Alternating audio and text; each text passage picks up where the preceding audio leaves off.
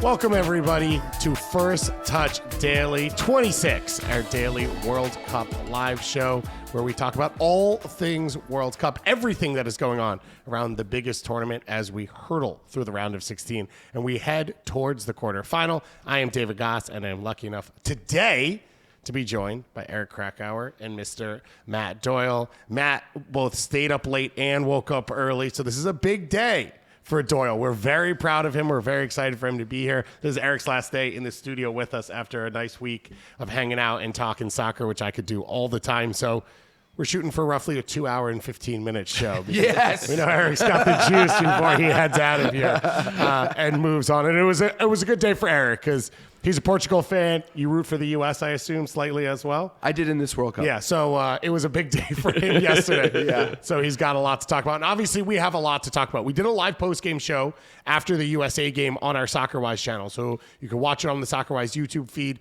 or page, or you can listen to it on the podcast feed. It was myself, Doyle, and Michele Giannone. So we talked for about an hour there. We will talk about the U.S. more because it's a big story, of course, in our soccer world, and it's a pretty big story in the World Cup. The final host country has now left the building. They have left the tournament, and now we move on to a lot of the powers who are trying to find their way to another World Cup victory or maybe a first for some of these countries. But we will talk, of course, about Spain's victory over Portugal. We will talk about Spain versus Belgium and what it means for Belgium with Onana tearing his ACL early in this game, as well as the performance without Kevin De Bruyne and where that team goes going forward. And then, of course, we'll preview the rest of the games today. I think at this point, I am Colombian. I feel Colombian today. I feel Colombian every day. They are my great hope. The kit behind me is gorgeous. I've got the blue one, which is my favorite kit that I've gotten so far at this World Cup. They will face off against my hated rival, Switzerland, later today in Vancouver. And, of course, Argentina will take the field. It will be Mohamed Salah and Lionel Messi. If you watch the Fox broadcast, if you watch any other broadcast, it'll be Argentina against Egypt in this game, although it really might be Messi against Egypt in the end of this game. Egypt, the first time ever winning a knockout game at the World Cup, so they are in unprecedented territory. Feels like maybe this one might be a step too far. But we're going to dig in a little bit on Canada as well. We have a tactical piece that Doyle put together for us, sort of putting a bow on what their World Cup looked like. And we're going to talk some kits because soccer.com is, we are lucky enough to have them as our sponsor. And we are looking at some of the best kits at the World Cup as we have been, but also getting ready to transition towards the club game as these players, many of them leave their teams. So we always start every show with three big things.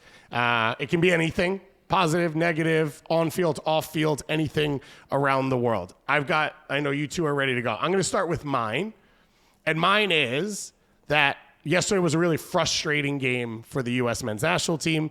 I've been a fan of the U.S., I'd say committed since 2004. I have a Landon Donovan number 21 jersey in the corner, covered in stains, to show how long I have been around and a lot of the pain and excitement that I've gotten from rooting for that team. It was not a banner night for them, and we will talk about the game. We will talk about everything else. But I will say this. To have this show where I could talk with you guys about this in however way we wanted is my one big thing for today. I went to sleep last night feeling very fortunate that we do what we do in the way we do it. I woke up this morning feeling the same. You know, I left some of the post-game shows and played Freebird and walked around the river in New Jersey at 1 a.m. trying to calm down and go to sleep after we had done hour and a half post-game shows.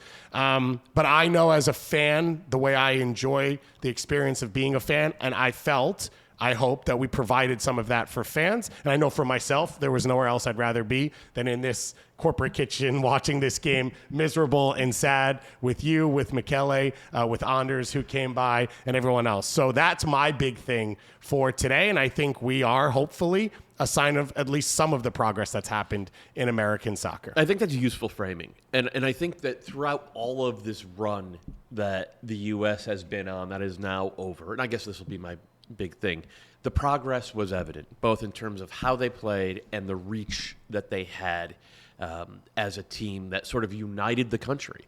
Record crowds, record TV audiences every time they played. And that's what made last night so painful? Wasn't the loss, it was how they lost. Canada went out on their shield. Mexico went out on their shield. Both of them played a little bit stupidly, in my opinion, but there was no lack of effort. There was no confusion about who they were as a team. And the U.S. had this confusion as a team that cast a pall over everything that they had accomplished in the previous 4 games. Belgium, on the other hand, played like their hair was on fire. And we talked around it because we didn't have the post-game quotes last night when we went live, but we've gotten the post-game quotes now from the Belgian side, and almost to a man. Thibaut Courtois gave a very diplomatic answer, but the rest of them talked about how there was a sense of injustice within the squad at FIFA's decision to reinstate Flo Balogun, and we were determined to respond on the field. And the Belgian national team tweeted, overturn this after the win. I didn't catch this on the broadcast, but I think after Lukaku's goal, after the 4th goal, they did the Trump dance. Everything that guy touches turns to trash. It just felt it as soon as he got involved.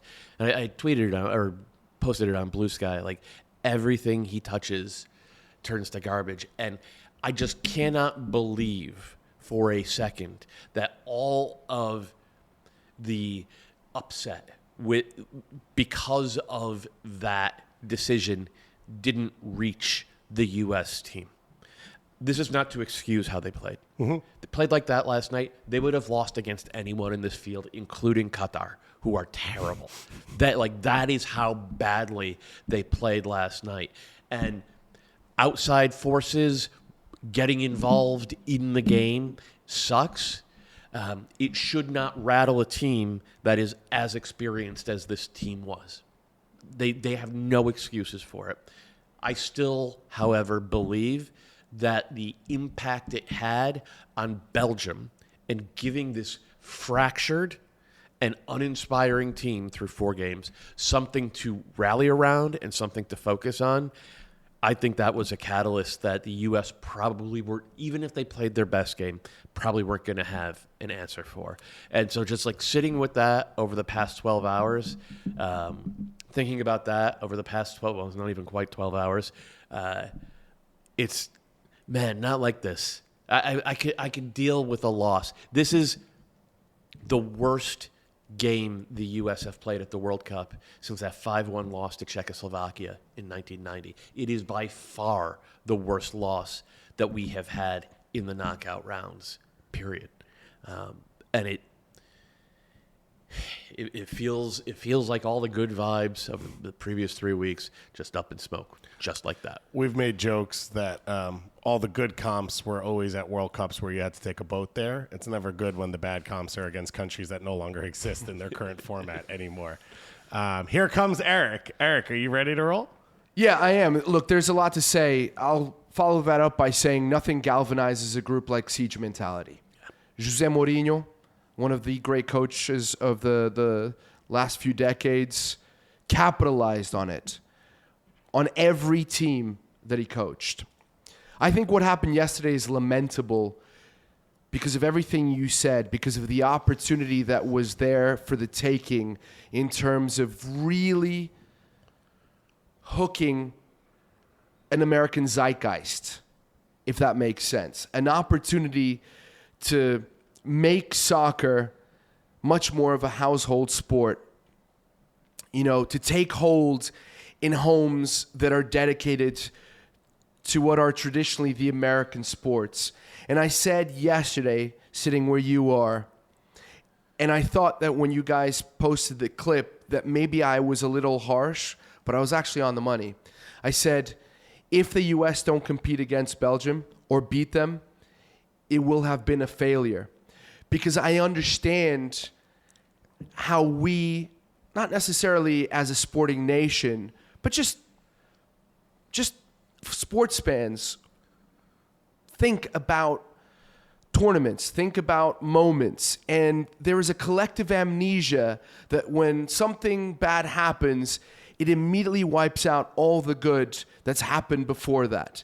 And I think based on the reaction that I've seen over the last few hours, that is exactly what is happening. I saw that happen a little bit here at this desk. A lot. I watched you two, and Michele, three people whose footballing brains I have a lot of respect for and always had. And I found myself wanting to yell at you through my phone screen. You know, it would pause and buffer all of the time because I was on the subway. Because I thought there was this deflation that was exaggerated. But I understood that it was raw as well because it was right after that defeat. And given the highs of highs that you guys and we all went through in the first performances, it is understandable that you take a nosedive after what we saw against Belgium. We'll talk about the little details in the game, things that happened and things that you and I already have disagreed about out there. He almost attacked me. Well, no, let's just say you came in and Yeah. you said that you think the reaction from the larger amount of American punditry, us being included, is overreactionary to this. That if we're Yes. going to come high and come this low, it's too big of a band. Yes. That there should be somewhere in the middle. And I can understand that to an effect. What I said to you was the U.S. men's national team doesn't get a Euros. They don't, depending on what happens, they don't get a Copa America.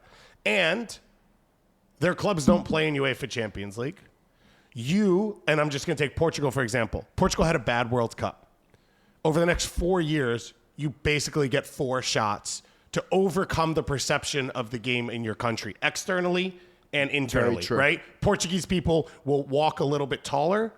Not all of them. If Portugal wins the Champions League, they'll walk a little bit taller if Portugal wins the European Championships, and they'll walk a little bit taller if they win a World Cup in 4 years. The U.S. doesn't get that shot. People don't watch the Gold Cup that way. People don't watch CONCACAF Champions League that way. This is their shot. You amplify that by the fact that it's a hosted one, and you're never going to get a better condition than playing in Seattle, right? Playing at that stadium in front of those fans.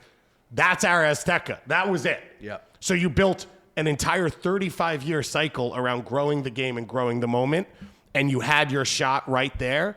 And even if you take away the home side of things, you get it once every 4 years. Once every 4 years, the U.S. gets a competitive game that can't be denied the competitive nature of it against a team that's considered better than them in a group that they want to be a part of. And you get to prove to the world and your own fans that you belong in there. So when you lose that game, and they've lost it now for 20 straight years, which that's not exactly what we're talking about here. When you lose that game, it's pretty disappointing.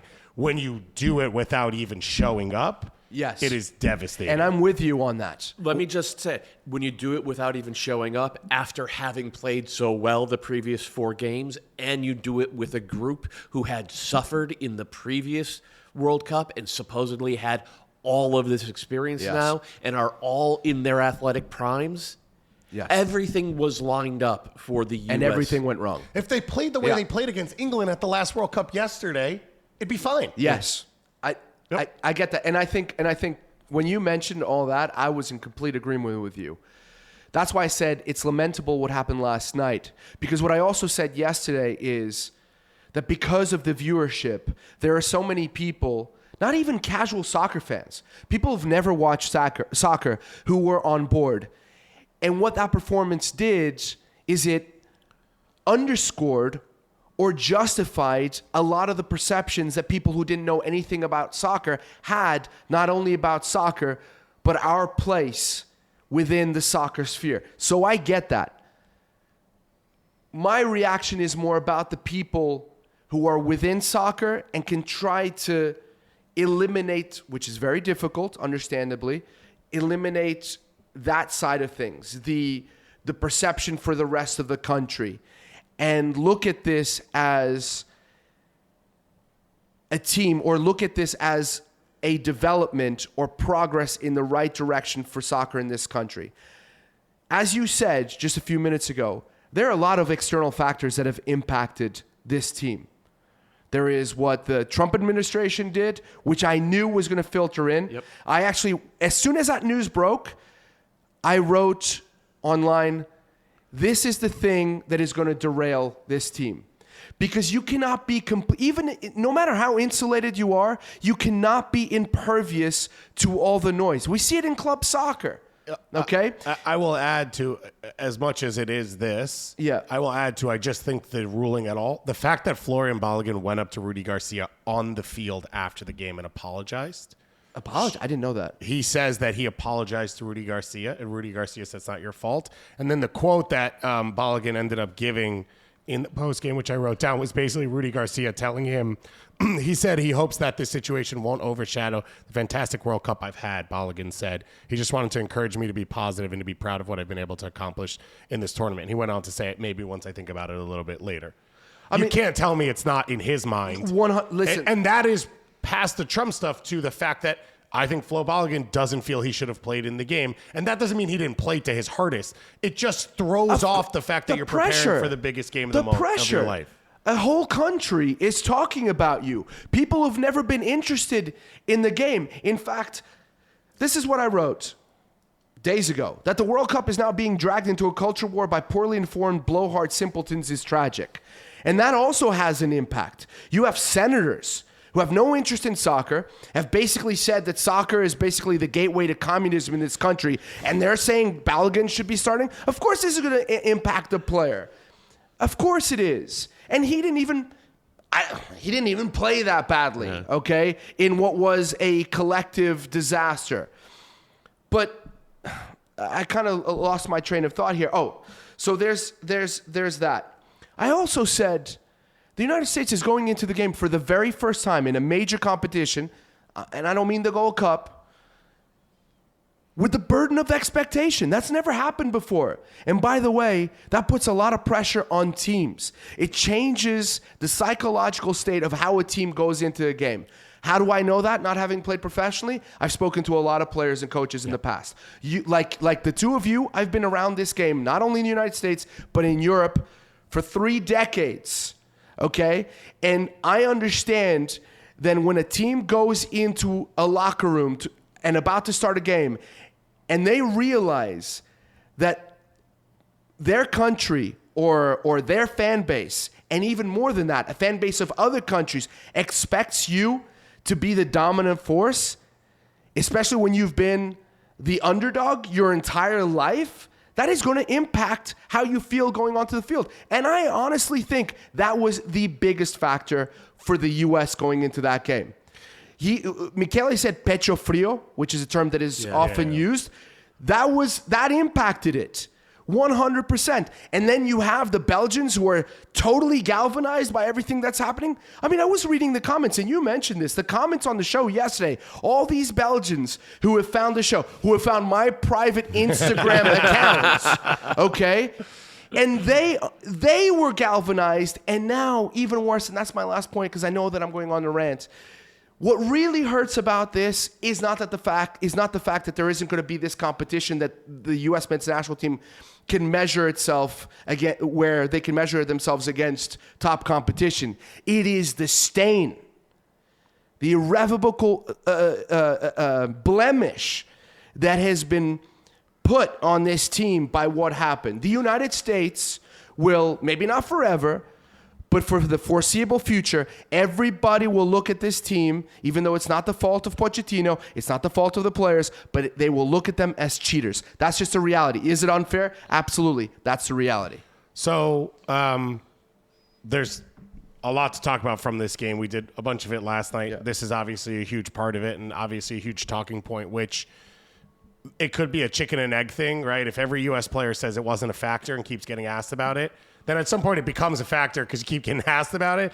And as you said, it's surprising to believe that it wasn't a factor. And my point with Balogun is clearly it was on his mind, and this is the multiple stages of this. But to apologize, FIFA is saying, oh, it had nothing to do with it, and we were already doing our investigation, whatever. I think if that had happened alone, it still would have been an issue that the U.S. would have had to deal with because you're the home country. It's the second time it's happened since Garrincha, who ended up dying within 4 years of that because of alcoholism. And this is 1,000 years ago, and that's your one comparison point. Again, if you had to take a boat to the tournament and that's your comparison point, then not great things are happening or unprecedented things are happening. I think it would have been a factor no matter what. I don't believe it is the total factor. I think the lack of this team showing up for this game has other pieces going into it. They celebrated after the Bosnia win in a way that you don't celebrate in the middle of a World Cup. Pochettino throwing out that first pitch at the Sounders or at the Mariners game.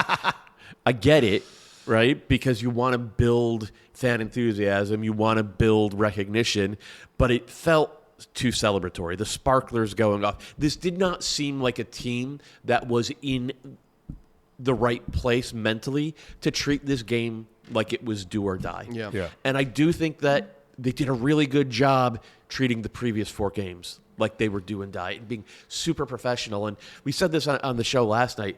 One of my biggest disappointments in all of this is we never got to see if the way the U.S. played against Paraguay and Australia and Bosnia, if that could scale and be effective against a team like Belgium, because that's not the U.S. team that showed up. The U.S. team that showed up did not solve problems off the ball. They defended passively. They lost every duel. A Dutch buddy of mine who has not watched a game since the Dutch lost in the previous round because he's so mad at Ronald Koeman. I was like, please put on the game and just tell me what you saw matched what I saw. And within 3 minutes, he texts me, "You guys are losing every duel. You're not even in the duels." Yeah. I was like, yeah, okay. So we all saw the same thing. It doesn't matter what the tactics were at that point. And by the way, the tactics did really suck, and I will talk more about that later. But like, if you're going to lose every duel, you have to have such a pronounced talent advantage that it's almost impossible to have at the round of 16 in the World Cup. And guess what? We don't have that talent advantage against Belgium or anyone like them. Oh, but hold on a second. To that last point about the talent comparison, don't tell me that I'm going to adopt the U.S. right now, that our starting 11 does not have comparable talent to the starting 11 for Belgium. No, that's not the problem. That's not the problem. The problem is when France plays like crap, they win because France is too good. The U.S. played like crap and lost because they're comparable. But you don't get plays off if you're comparable. Fair enough. And this is the debate. And Connor asked me, 2014 to today, the U.S. lost to Belgium in 2014. They lost to Belgium today. Has there been gains? Tim Howard didn't have a stroke on the field, so that's Has there been gains? And you can debate it, yes or no. And Connor was talking to me about the space the U.S. has the ball yesterday and their ability to be in possession, which just wasn't there in 2014. Right? Those are the gains. And where these guys, a lot of them play in the stage they are in their career, those are the gains. Now, there's some movement of, well, they were a home team, so you're already 5% better. Like, you have to be. And so I don't know where those gains sit. But it doesn't matter if their talent's the same because they didn't show up and compete. No, I agree with that. But I'm just saying because what I've heard from other people, not you guys, and what I've seen, doom scrolling last night till all hours of the morning, is this narrative that talents-wide, there's a gulf in the disparity between the two teams. And that's just not true. Maybe once you start looking beyond 13, 14, and 15, fair enough. Depth is an issue, will continue to be an issue in this country for a while longer, but I think we'll cover it at some point. But that had nothing to do with it, because if I'm looking at pound for pound, if out of all the center backs that played yesterday, if I have my pick of all the center backs, I pick Chris Richards. Yeah. How did he play? Yeah. He needed a diaper out there. Yeah. Okay, and this is a player that I totally respect and would have told you 2 months ago is the most important player to this national team setup. So, look, this is a team that lost its nerve, didn't meet the moment for a variety of reasons, but I think most of it had to do with pressure, but everything played into it. But on the side of Belgium, galvanized, absolutely. And Rudy Garcia, listen, I've spent the last few days destroying this guy. We thought he quit in the middle of the second half against Senegal. It looked like he was quitting the job. He made the right... I didn't think he made all the right decisions, but he made a few right decisions. De Bruyne, bench. What can we do now? We can push our line of confrontation and press a little bit more. Luka Bacchio, you get the start. Why? Because he can stretch the field, but he can also cut inside, links up play. Awesome player. I was surprised... I was going to say that Trossard started just because Moreira was very good off the bench, but Trossard had one of the best games that he's had in a Belgian jersey. I mean, the way he shaked and baked Dest out of the way before crossing that ball into the box, I haven't seen that Trossard in a very long time. I'm not saying that he hasn't played well for Arsenal, but that's not necessarily the kind of skill that I think about. Yeah. So, listen... Rudy Garcia, credit to you, man. You made good decisions. Everybody played well, and the U.S. didn't show up. You mentioned on the other side, tactical. By the way, Soccer.com is our sponsor for this segment where we yell about the U.S. And Belgium. You can go there to get your Trion de Pro. You saw that ball in action. It has fared very well for Malik Tillman and his ability to hit free kicks, the movement, the speed that it gets. So you can get the official ball at soccer.com, including match-specific ones, if you want to commemorate some of the games coming up, maybe some of the great Colombia wins that are coming in a little bit, because today I feel Colombian, as I always do every single day. You mentioned Rudy Garcia. Mauricio Pochettino was brought in 2 years ago for a big role. I texted you during the game about this. Yeah. So I'm not... Sorry. I don't think you even complete the question. Clearly, I'm not even on the text group. So, let's I knew you'd be focused on the game, and he would text me back. You tell me what you saw, because I'm not sure we saw the same thing. So the U.S. in the first I don't remember exactly the time that it shifted. The U.S. has played primarily with a back three in possession. Richards in the middle, Ream on the left, and Freeman on the right with Dest bombing in front of him and Robinson on the left-hand side. They had trouble connecting with Tyler Adams during the game. There was a lot of pressure. At one point, he shifted. He went a back four buildup where he pushed Robinson and Freeman as more traditional fullbacks, and he had Tyler Adams pinch in, sometimes in between the two center backs, sometimes on the right-hand side. He changed his build. Now, I understand why he did that, because at times Belgium was defending in a 4-3-3, so they were going man-to-man, not necessarily man-to-man marking, but they were covering the passing lanes for those three. I understand the change, but I don't think that change should have been maintained for the remainder of the game, and that's what happened. Mm-hmm. Because when you have been regimented to play in a particular way, you begin to have a certain you mentioned the geometry. You made the way you articulated it was great the other day. The geometry of triangulation or whatever, right? Yeah. And I was like, when you said, I was like, I really like that. I'm going to steal it, and then I forgot about it. You just don't have that same almost innate connection and movement and positioning, and that affected the team a little bit. Having said that, that's how he comes out in the second half, and for about 10 minutes, I thought the U.S. is going to get back into this, because for all the Belgian domination and the chances that they had, they go into the break down just one goal, and games are about moments. And until Matt freezes in that moment, I actually think the U.S. is going to turn this around. Belgium is struggling to the point where they bombard that ball forward to who beat Chris Richards, who completely out-tossed. It was De Ketelaere. It was De Ketelaere who beats him in that one-on-one. So that wasn't only on freeze. Richards, I don't know what he was doing there, but they went long because they had no outlet. Yeah. Right. So credit to the U.S. Anyway, my piece. Floor is yours. So the build out. So the way you put it in the text, I didn't quite understand. You called it the difference between a 3 versus a 4. I was like, no, they're still building in a 4 when they're deep. But what we saw was Tyler dropping between the center backs, which is weird because he doesn't usually do that. And the only time in recent memory we've had one of our defensive midfielders doing that in our build out shape was in March against Belgium and Portugal in our worst performances of the past year.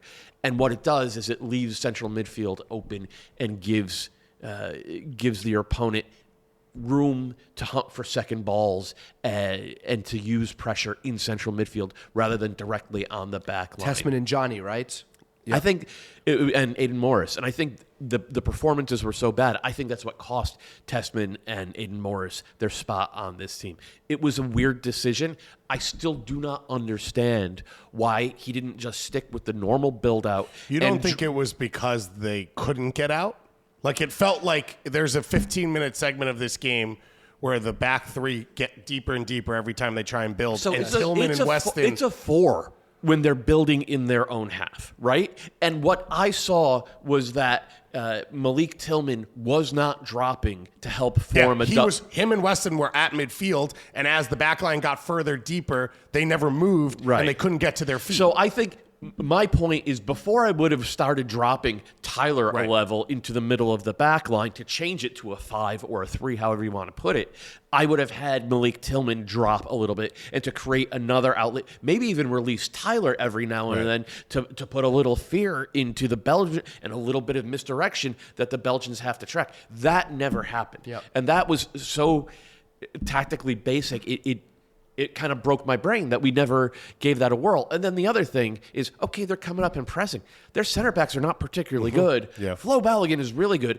2 or 3 times we played over the top, and he had the beating of them. Like, he down that right channel. Oh my God! Every time he was in space and he was dangerous. Just do it. Yeah. Like do that until they break. And we never did. And it drove me much. And we haven't even gotten into the defensive tactical shortcomings that I'm going to be thinking about for years. All of this, Onana eliminated half the midfield for the opening 15, 20 minutes. Yeah. He was outstanding. I And thought then they would drop. tears his ACL, and it doesn't get Is that better. been confirmed? Yes. Okay, I knew it. Yeah, he's out for 7 to 8 months, and obviously won't be available for the rest of the tournament, which was a huge loss for them.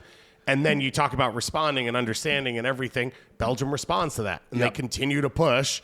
And the U.S., in a moment in which, okay, now the game states are going to shift, where do we take advantage there? They just never found themselves. And the Belgium's rotations in the middle were very good. Yeah, were really good, to the point where I was Raskin. Okay, to the point where I was like, where's Raskin actually playing?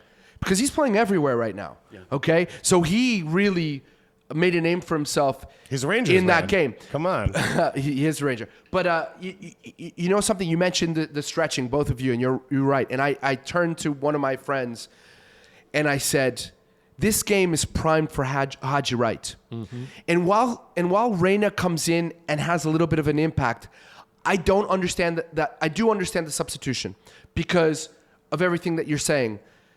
We needed to buttress the midfield, and that's the way Pochettino thought you'd achieve some success. Maybe dropping Tillman a little bit more and then having Reina occupy pockets, okay? Which he did. But to your point, and I think you're dead right, there were issues with speed in the back line.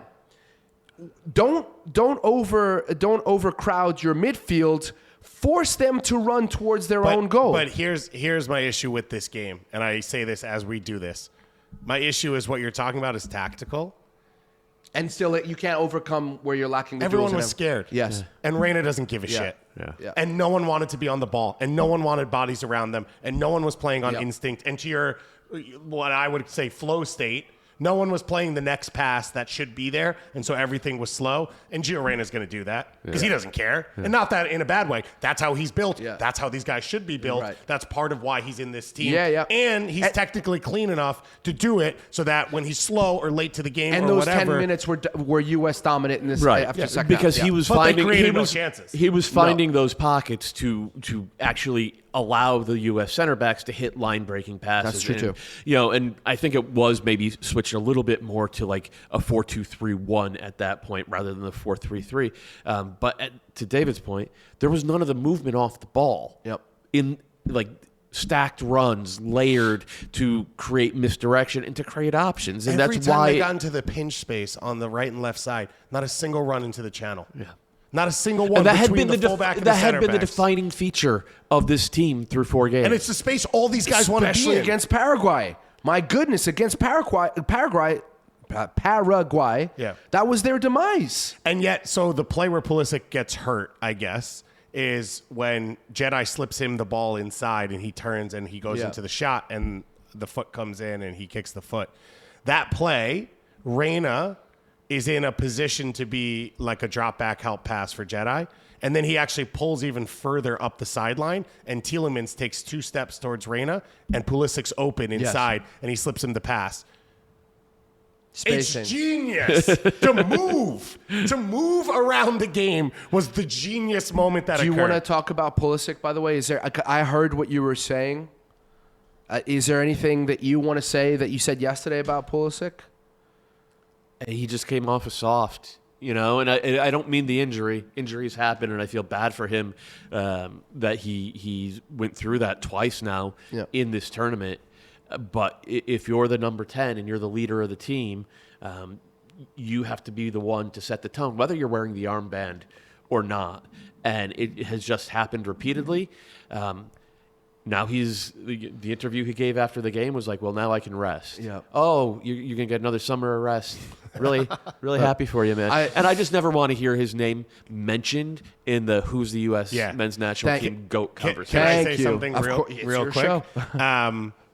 One of the things I feel like we have been unshackled from over the last 24 hours is the reality of, and I harp on this a lot, the failures of the U.S. Soccer Federation, and as well as some bigger picture around the game, was similar to Mexico. The U.S. had reached a don't embarrass yourself stage over the last 2+ years going into this World Cup because it was already set and there's nothing you can do about it and you couldn't push it back.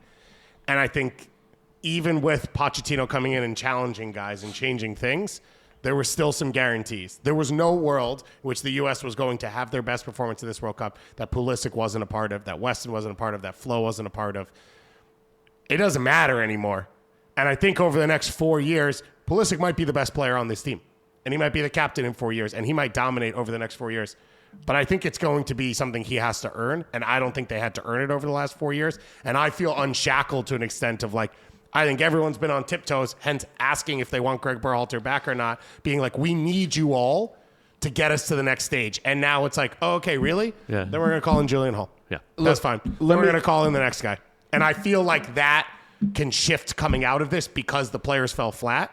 So they don't have standing to say, well, you were the one in the trenches against Iran in 2022, so we owe you for that. And I think the pipeline is strong enough, and this is a big part of what we'll talk about over the next few days, to say, okay, fine. You don't want to come to Gold Cup. That's fine. Or you haven't scored in 6 months and you fall flat and you can't lead this team, then you're not going to be a part of it. That we owe you mentality doesn't belong in professional sports. Look at what happened to the Portuguese national team. We will get there. I did, and I enjoyed it.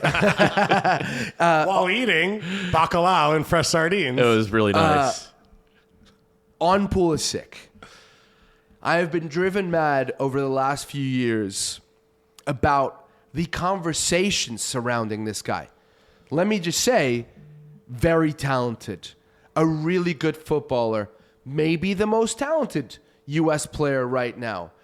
But to even suggest at any point, and they were anointing him long before he did anything, as already on talent alone, the best U.S. men's national team player of all time, comparing him with the likes of Landon Donovan and the guy that I think is the best, Clint Dempsey. Are you kidding me? Do you know, every time I heard that conversation, and I said this to people, I said, either, oh my God, I'm becoming somebody I've been criticizing lately, I'm not going to name. Either you don't know what you're talking about, you don't really know this sport so well, or let's leave it at that. Or maybe you don't know the sport so well. Because, hold on, because I never saw anything. He could be the best player in the game, but I never saw enough of his impact on the rest of the group in order for me to say that. Do you mean an on-field impact in terms of the actual geometry of the game, or an emotional impact? Both. Okay. Both. Because sometimes I thought he was outstanding against Paraguay. I thought against Portugal in the friendly in March, where he played as a false nine, I thought he may have been the U.S.'s best player. It didn't quite materialize in the attacking third because he wasn't used to playing in that position, and that last decision failed him. He is an exceptional footballer. There's no doubt about that. But we can't have these conversations about who's the GOAT in the United States if you don't deliver on the biggest stage. And I'm not just talking about delivering with the U.S. men's national team. I'm also talking about delivering with Milan or delivering with Chelsea. Yeah, I mean, he was a legitimate piece of a Champions League winning team with Chelsea, and he was Milan's leading goal scorer last year. For a while. I bet those are things he accomplished. Yes. And he started this season. Played okay at Tottenham and was a Fulham legend. He's an exceptional footballer. I'm not saying that he's not that. He is an example. Just stop projecting these expectations onto this guy, which clearly cripple him as well. He gets elevated in a global soccer conversation from American non-soccer people because they don't know how else to talk about it. And I think American soccer people, and I say that loosely, like executives at Fox and people who work at U.S. Soccer, have done him no favors, to your point, by promoting that because they want a face for all of this. And the fact that he's the commercial for everything, it's him and Diego Luna, which is like its own story. It makes life hard for him. He is also an example of the like small road we've climbed. What Christian Pulisic has been brought into and accomplished is partially because of what Clint and Brian McBride and DeMarcus Beasley did. I don't know that Christian Pulisic gets signed by a Champions League team 20 years ago, 15 years ago. And I do think part of what he's accomplished has helped the next player. 100%. I think now teams are more open and looking at Caleb Wiley and Gaga Slonina and all this stuff. How's that working out? Yeah, well, at some point, you just need enough rolls of the dice. You know, it's on the players to experience it correctly. It's on the players to find their best spot. But it worked out okay in the end for Tanner Tessman. And I think he's going to have a nice career, and I think he's going to be a part of the U.S. men's national team. And I think it could work out for Caleb Wiley. It might work out for a Paxton Aronson. You never know, but like getting the shot that players before you probably weren't going to get is better off than not. Can I move us for trailblazing is important. You know, and that's what you're referring to. I just want to make one more point. It's a big one that we'll probably have to dig into on another show. I think this is the ceiling for the U.S. as a program right now and probably into the future. And maybe we get lucky, get the right draw, and get to the quarterfinals. But we're not cracking that top 10 legitimate threat to win a World Cup tier until and unless MLS improves. Yes. Right? Ultimately, this is on MLS. This is on the player pathway. This is on making sure that we have 8 Benficas in this country in terms of their idea, and maybe a couple of Sporting as well. In terms of our developmental pathways, not just in terms of getting 12-year-olds into them, but getting them on the field the way that we're seeing across the river with Julian Hall and Adri Mehmeti and Matt Dos Santos. And there's one other thing. Pochettino talked about this. Culture. Okay? It has... And this is why I lament what happened yesterday, because I understand. This is what it affects. It impacts that culture, because I know that there are a lot of people who have that collective amnesia that I talked about. Were it not for that collective amnesia, the excitement leading into that game against Belgium would still be there. And people all of a sudden are playing soccer on the street. You know, when I watched, I know you want to move. When I watched USA Bosnia, I watched it in the Lower East Side. I was watching it with a bunch of my former teammates, shout out Manhattan Kickers, and a lot of them have families. And they brought their kids to this restaurant. Do you know what they were doing at halftime and after the game? They were playing soccer in the middle of the street in the Lower East Side. And I remember looking at them and going, that's how I grew up in Portugal. That's how other kids grow up. And that's what you don't see in the United States in most places. And hopefully that's what we're going to see. Because it's about, you know, that Thierry Henry segment feature, where he's like, I grew up in the Parisian banlieue. By the way, banlieue and suburbs isn't exactly the same thing. On those concrete fields where I learned how to play, those need to be all around. Street FC has tried to do that. And I think more programs like that will help. But that has got to happen. So you can have, MLS can grow, and that will come a long way. But if you don't have that cultural piece, and you're right, it's never going to be top 10. And the culture, by the way, it's not any organization. It's just playing. Yes. It's unstructured play. Yes. It's open play. It's juggling a ball by yourself. It's kicking against the wall, but it's also just playing pickup with people. And the only way you do that is by inspiring people. Exactly. And that was the opportunity that was on the stage for the guys yesterday, brother. and they didn't get there. I was going to ask about Pochettino. I just don't see a world which he comes back on either side. He finishes, by the way, this is from Toodle Ramen on Blue Sky. He finishes, the U.S. currently is number 31 in ELO rating. They were 23 when he took over. They were 23 when they finished the 2022 World Cup. And this is the worst finish for a men's national team coach coming out of a cycle since 1998 with Steve Sampson, who got fired and had his captain sleep with one of his star players' wives. So had some other stuff going on as well that he had to deal with. Not an ideal finish. A lot of pomp, a lot of money around him. And in the end, I think to your point, there's a ceiling to what could be accomplished. I think similar to Javier Aguirre, he pulled up the floor and put together a performance that was respectable, that saved the billions of dollars that have been invested in this tournament from an infrastructure point of view overall, but also from U.S. soccer and everything they've tried to build. I will leave us on this. I'm lucky enough to cover the youth ranks in Major League Soccer as well as across the country. We all watch MLS as tightly as anyone. We watch USL. We watch MLS Next Pro sometimes when we have to. And Alex Freeman was one of the 2 or 3 best players at this World Cup for the U.S. Alex Freeman's an incredible talent. Alex Freeman is not a standout, the best player I have seen at the youth ranks. I don't say that in knocking Alex Freeman. I say that in saying there is more.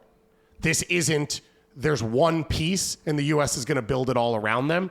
There is a pipeline of players that are pushing to come through. They need to be cultured the right way, aka they need to be pushed, they need to be challenged, they need to learn how to deal with adversity and fight. They still need to be trained technically. There are moments where you see some of the U.S. players struggle in tight technical moments where, okay, if your feet were a little bit cleaner, you could have dealt with that, or there would have been less pressure.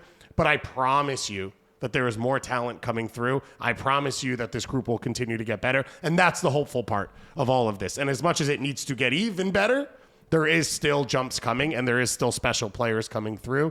And I think there is more opportunity for those players to find their spot now than there's ever been in American soccer history. And that's what keeps me hopeful that this team will progress and they'll win the 2028 Copa America in Fort Lauderdale or in Tampa Bay at Raymond James Stadium. And they'll fly forward to go win Euros in 2032. Why and they'll not? play AFCON in December of 2032 after playing in Euros. And you know what? Asian Cup, we're coming for you next. Vanuatu, watch out, because there's an Oceania competition as well. Belgium, the best game they've played at the World Cup. They will now move on to face Spain in the quarterfinals after Spain gets a late 1-0 victory over Portugal in the Battle of the Iberia. That game will be Friday at 3 p.m. Eastern time in LA. Spain is the first team in World Cup history to keep a clean sheet in 6 consecutive matches. They've now gone 10 hours and 9 minutes without conceding in the competition. I believe this goes back to the last World Cup for them. So the continuous streak crosses over multiple World Cups. Ferran Torres with the assist from Mikel Merino, who came off the bench for the goal. And Portugal have now lost or been eliminated from 6 of their last 8 World Cup knockout stage matches. Not a lot of history winning games in the moment. We'll get to Eric in a second. What do you make of Spain's ability to just do enough to get out of this? I don't think it was just do enough. I thought they were in complete control of the game for the entirety of it. I didn't exactly feel like the goal was coming, but it didn't surprise me either. And the nature of the goal with Merino, the center forward clears a little runway, and Merino is so good at making that run. The only surprising part is Ferran Torres being the one to lay in that pass with perfect weight, because that's not really his game. But they look like Spain.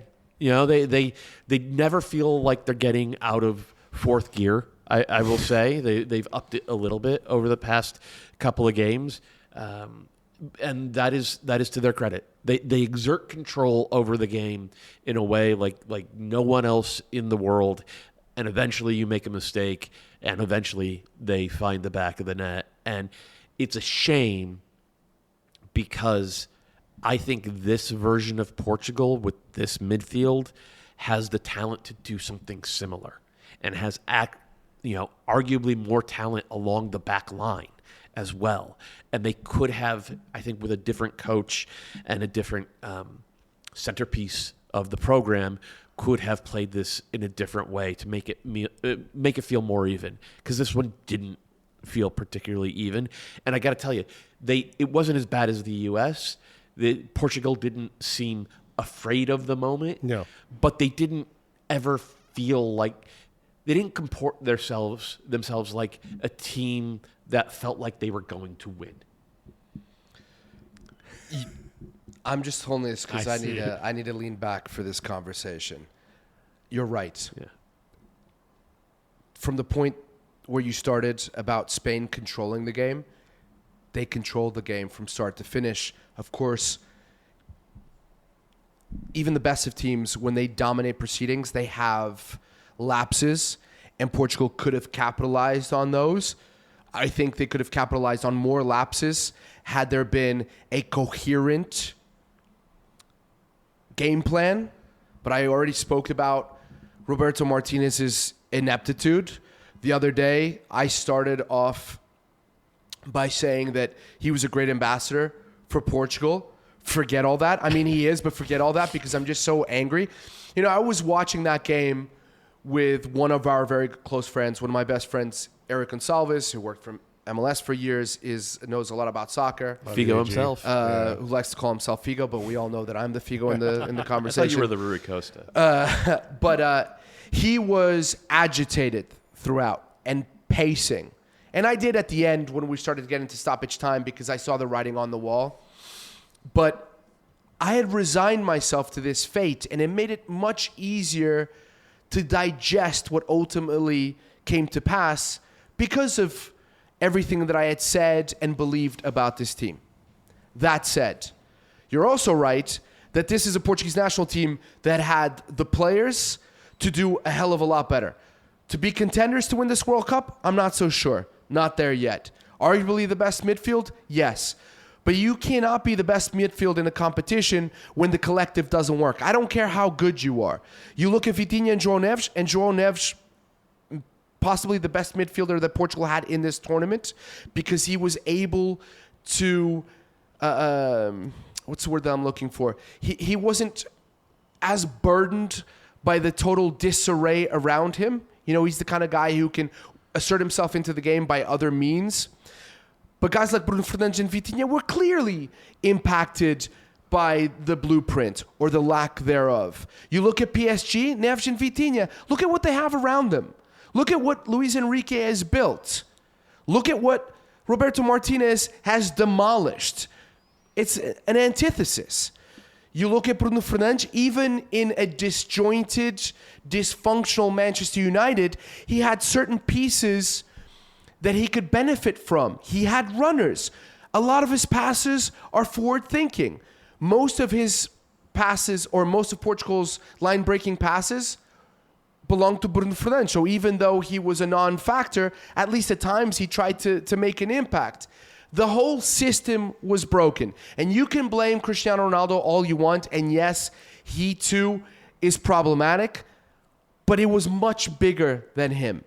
And I said since the beginning, if this team was going to insist on Cristiano Ronaldo being the focal point in the attack, Roberto Martinez had to devise a system that was going to get the most out of him.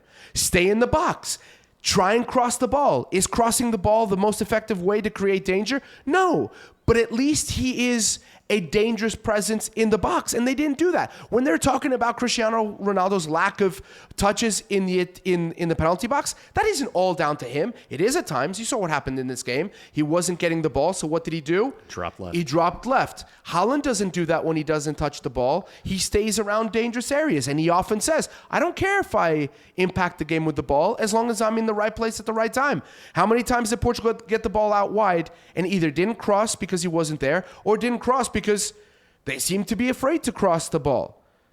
So Cristiano Ronaldo is a problem, doesn't stretch the game, doesn't press, and they needed to press against Spain, but it didn't all come down to him. This is fully on Roberto Martinez. I won't call him a fraud. A lot of other people call him a fraud. I'll let you guys decide that, but Jesus. Well, and this is partially, by the way, the difference in the conversations we're having between these two national teams, which is Portugal has the pieces. It's about putting the pieces together correctly. Yeah. Yes. And that's where Roberto Martinez is so frustrating because He does there. the opposite. Well, but it's there. There are some national teams where everyone likes to complain about structures. Oh, the federation's not good enough. The coach isn't good enough. And a lot of times it's like, it doesn't matter. This group's not going to win a World Cup. This group could win a World Cup. They absolutely could. And they've gone out of their way to make it harder for themselves by hiring a coach who doesn't really understand how to put the pieces together correctly, doesn't really have the vision or the strength to sort of fight against some of the aspects that they need to protect the group, to make it better, and then goes out and plays fairly passive over the course of the tournament. Passive and scared. And by the way, the Roberto Martinez bullshit, and I'll say bullshit. Paul Merson years ago said something that I thought was harsh about Roberto Martinez. Again, lovely gentleman, really good pundit. He said, Roberto Martinez's teams can go out there and shit the bed, and then Roberto Martinez does the post-game press conference, and he makes it sound like they didn't shit the bed, and you start to believe it. You're like, oh, maybe he's onto something. And Paul Merson was definitely onto something.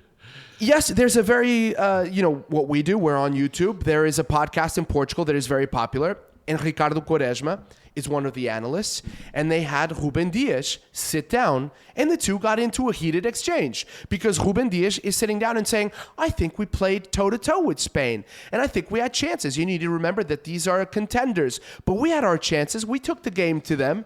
And finally, Quaresma said, with all due respect, nothing you've said is true. This is a team that showed no desire. Everything was horizontal. There was no verticality.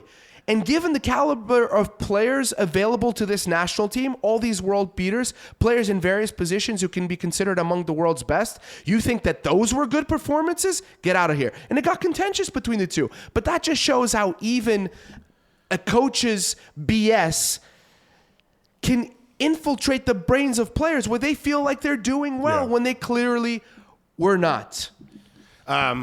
Nuno Mendes has the shot deflected that goes off the crossbar fairly early on. Man. Unai Simon has sort of like a double save moment. Otherwise, it wasn't one-way traffic for Spain, but Spain was more dangerous. Yep. You talked about fourth gear as a team. Lamine Yamal still felt like he was in fifth. He had 2 or 3 chances where he picked up the ball on the run in the channel between defenders where he has broken through because he has that extra gear than everyone else and then at composure to finish.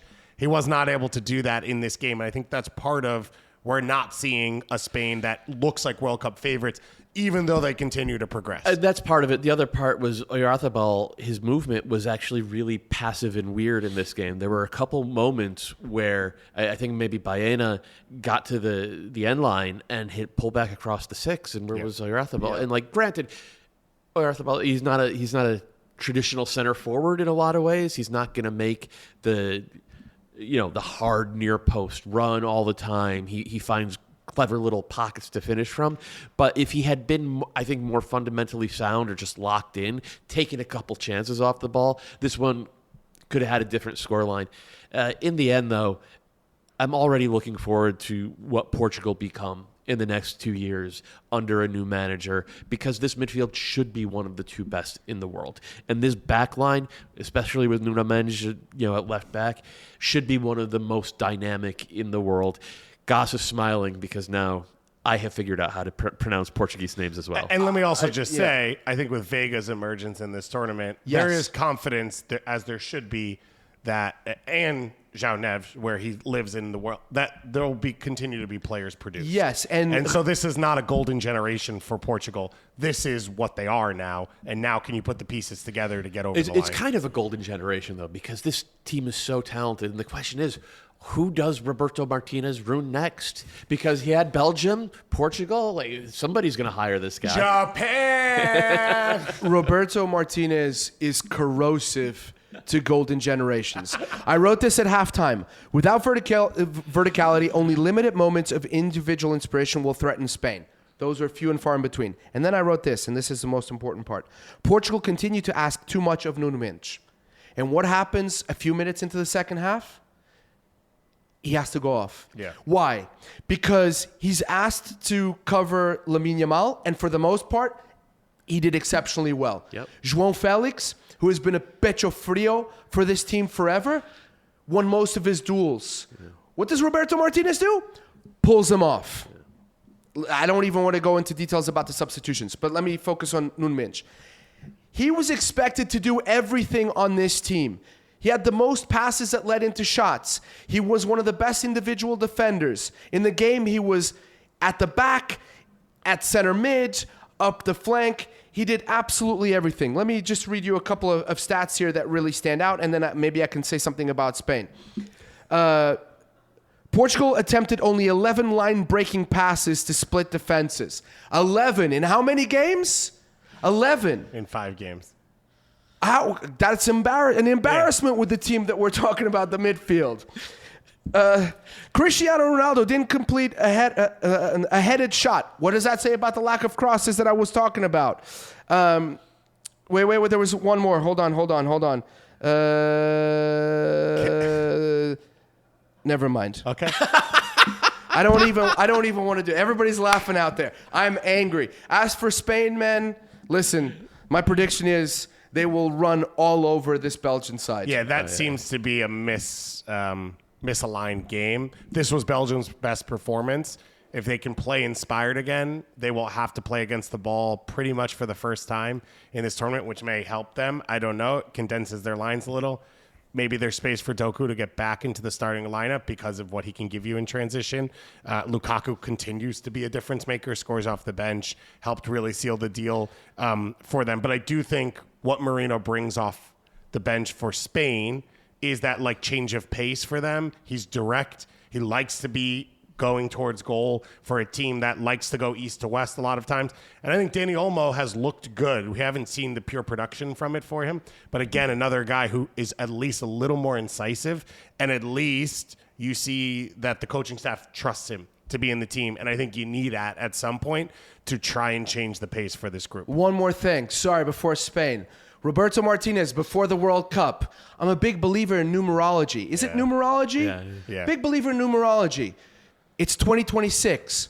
Portugal finished in third place in 1966. They won the Euro in 2016. Oh, you're a big believer in numerology?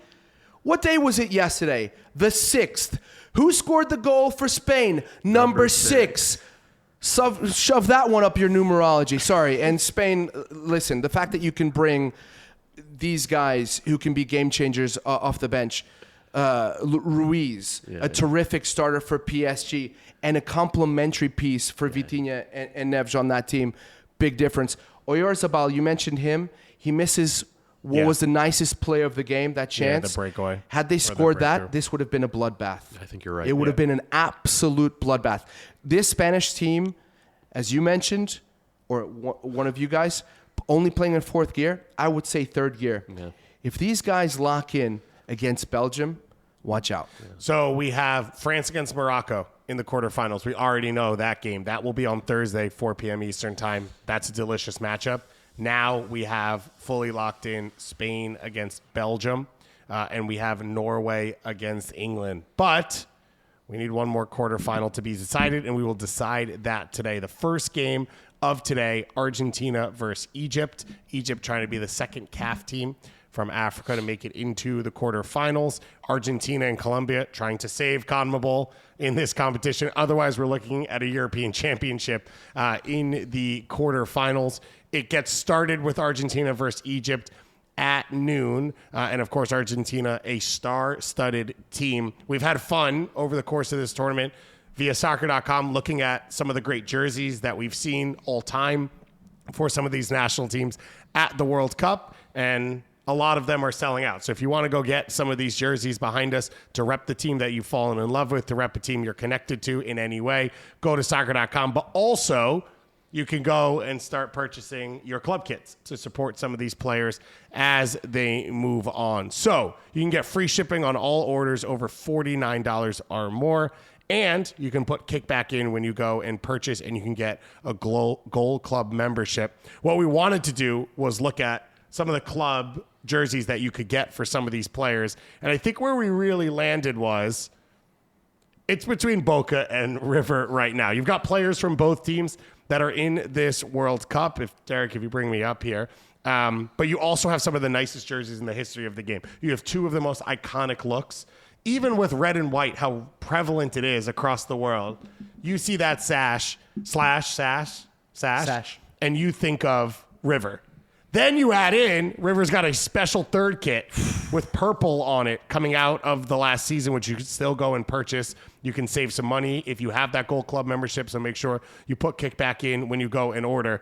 And that is one of the cleanest kits I've ever seen. And for someone who grew up watching River from afar and thinking like this is the real majesty, I think to me, River's white and Real Madrid's white, those are the two iconic looks in the world. This is like a clean way to go about it, though. I think both River and Boca Juniors kits are gorgeous for their simplicity, for the fact that they maintain that traditional look. I get annoyed that teams switch their look so often. There is something about having an iconic and traditional look that I really enjoy.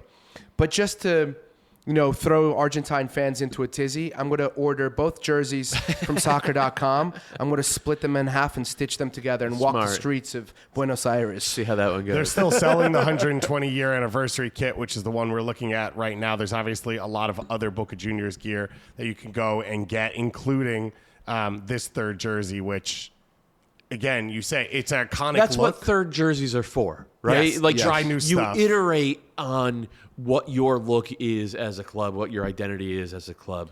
I think they hit the mark with that one. Yeah, I think River that's nice. did as well, and I think what we'll see coming for this new season will be big. So make sure you go out, you get them. I can promise you, I live in Miami with a number of Argentines or just River Boca fans.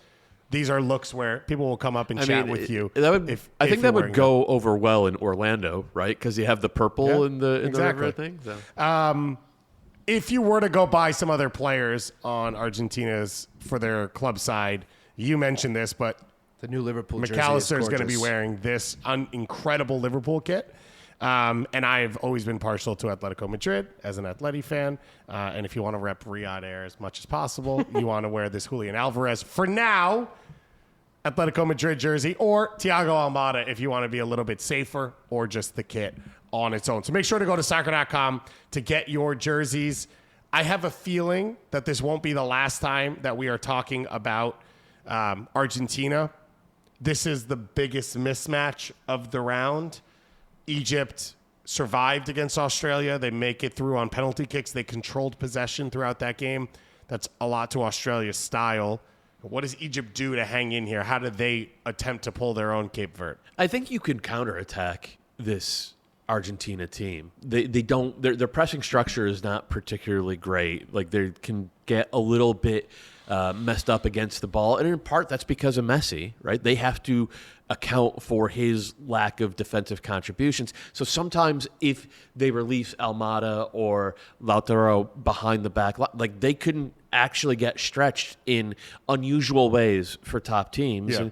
And when you have Omar Marmoush and Mo Salah together, even though Salah looks like he's carrying an injury, they can hit anybody in transition.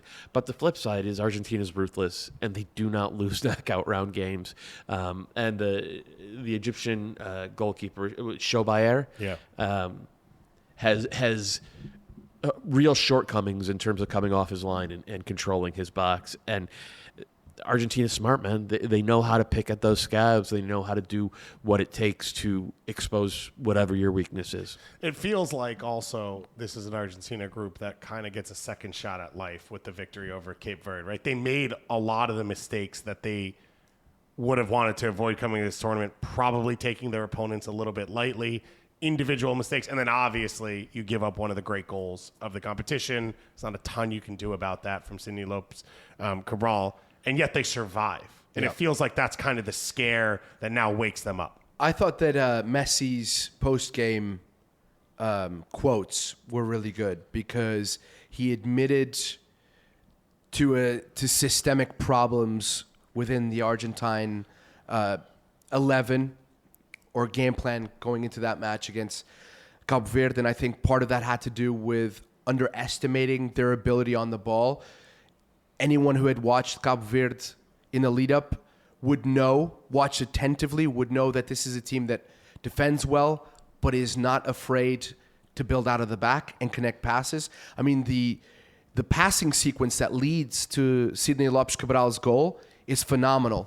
The triangulation in the defensive third under pressure, I suggest you go and look at that. It really shows that these guys have big ones.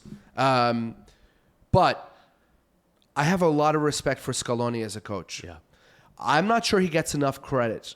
I believe that people think that Scaloni is like, oh, Messi, I'm just going to sort of populate your team with guys who are going to work hard for you. Inter Miami does.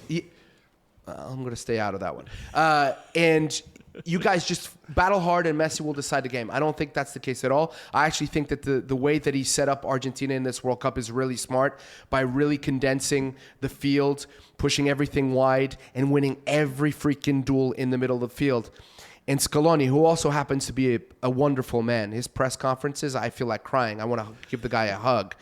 Scaloni will have warned them that they got away with one against I think you saw it in his face when they scored the third goal. Yes, relief. It was relief, but barely even reactionary. Yes, because what's going to happen next? There's still time on the clock sort of situation. So they'll be gunning for this game. They'll want to rehabilitate the image that was left. And like you said, I see nothing from Egypt. Again, I'll say the same thing that I said before the game against Australia. I've watched every Egypt game. I still can't tell you what they do well and what they do badly. I will give some credit to Chaubert against Australia. Yeah. I thought it was his best performance. I agree with that. What's interesting is they actually are top 3 when it comes to pressing metrics so far in this tournament. Oh, wow. And I think the pressing is probably more that they dominated the game against Australia and they dominated the game for large stretches against Iran early on, at least, and like the entire game. That was Tony Popovich's genius that led to those stats. For sure. And a lot of that, I think, also New Zealand, where pressing becomes, well, we play in the final third, so we're winning it back in the final third. I do think that Iman Ashur, who we saw score the early goal against Belgium, and Mostafa Ziko have both been really bright spots for this Egyptian team. And that's where you say in transition, there is some individual talent if they can get into 1v1 situations. They can't beat overwhelming numbers. So if it's 3v5 or 4v5, I think this Egypt team's going to struggle because the back line's going to take a while to get up, to get connected. We saw Hani flying all over the place in the last game for Egypt. How much confidence do you have to do that when it's Lautaro Martinez running into your space behind you instead of Nestor Iracunda or no one for Australia, which is what ended up being the last game. But to Egypt's credit, similar to Argentina, they faced death in the, face to face, and they came through it. They looked it in the eyes. Yeah, there's a level of confidence there, I think. And this is a group that is also built around their failures. Failures at the AFCON, failures at the World Cup. So they have broken through a lot of it. They are playing on house money. Yes. They have nothing to lose, No same pressure. as Cape Verde had nothing to lose. We saw how it worked out for them. We'll see how it works out for Egypt in this game. 2 things very quickly. One, Rami Rabia, I thought was very good against Australia.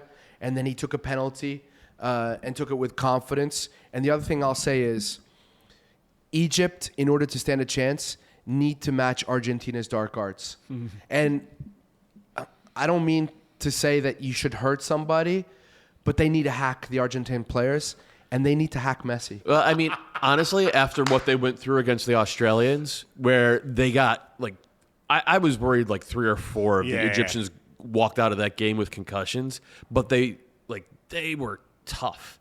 Yeah. And so I think they're, You just need to go into against Argentina, and I've said this many times, and I'll say it again. They have the perfect balance of talent and dark arts. Even taking Messi out of the equation, and it's a completely different team without Messi.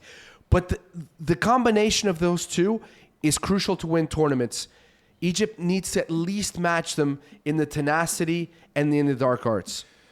Our second game of the day is going to be Colombia versus Switzerland. That one will kick off at 4 p.m. Eastern time. The winner of these 2 matches will face off in the quarterfinals. It could be an all-CONMEBOL affair if both Colombia and Argentina win. They would be the last 2 from the region, so it would be a guarantee of at least one CONMEBOL team in the semifinals. If not, we will see whether it's an African side, whether it is potentially 4 UEFA sides going into the semifinals of the World Cup. It'll be the 5th meeting ever between these 2 countries, but obviously not 2 countries that are super familiar playing against each other.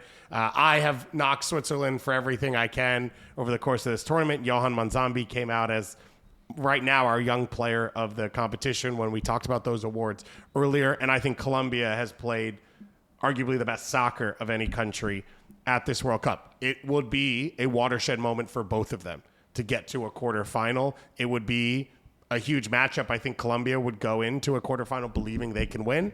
And Switzerland, based off probably most of this tournament and what we think could happen here, would also feel the same, although they would have the long travel to finally leave Vancouver for the first time. Is it Colombia 55% possession trying to poke and prod and Switzerland on the counter? It's not really their game though. Colombia, but it's neither team's game. Yeah, the Colombia, they really are a counter, like a flowing counter-attacking team, not more of a European style, more of a like that classic South American style.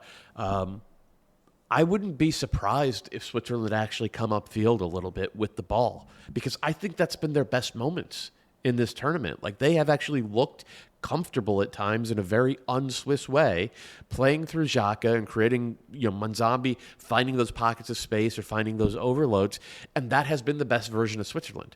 It is not their culture to do that. It is their culture to play against the ball and to make games ugly. And so maybe that's what they revert to.